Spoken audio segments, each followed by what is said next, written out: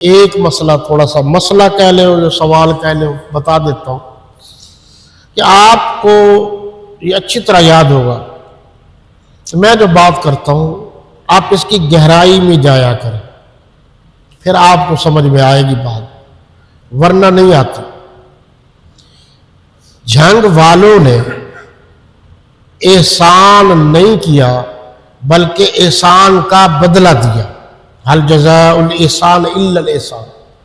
مولانا اعظم طارق شہید رحمۃ اللہ تعالی علیہ نے جب جنگ والوں کے ساتھ وفا کی، حضرت جنگوی شہید کے بعد، اور وفا کا یہ عالم تھا کہ شیر کا بچہ آگے پانی ہے اور یہ فلڈ کا پانی، بارشوں کا نہیں، یہ ہمارے فلڈ کا پانی ہے، سیلاب وغیرہ کا، اور آگے آبادی ہے،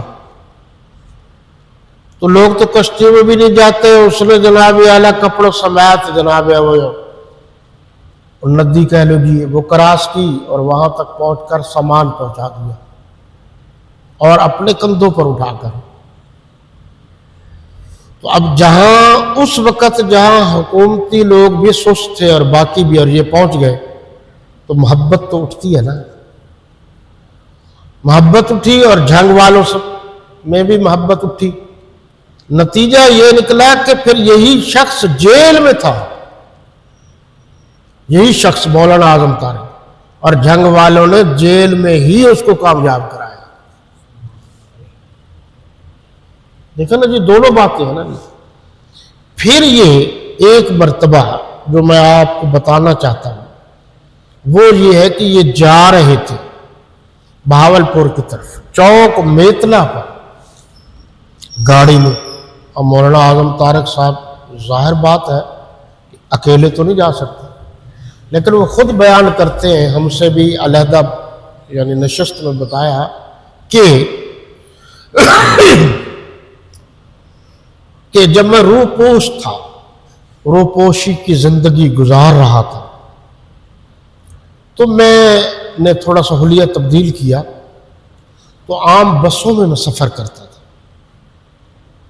تو بہت سارے لوگ کہتے تھے کہ کہیں آپ اعظم طارق تو نہیں ہیں؟ غزل نہیں۔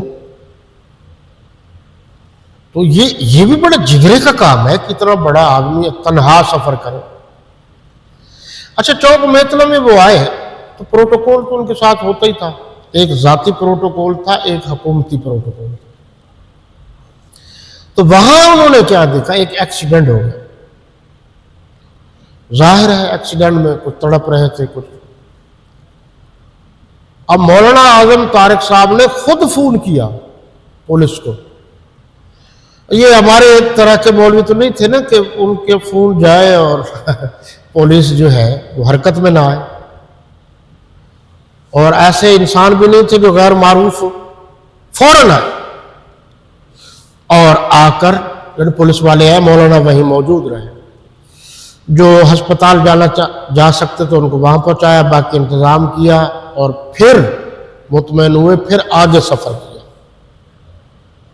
یہ ایک اچھا کام ہے، تو مشکل وقت میں کسی کا ساتھ دینا ایک اچھا کام ہے۔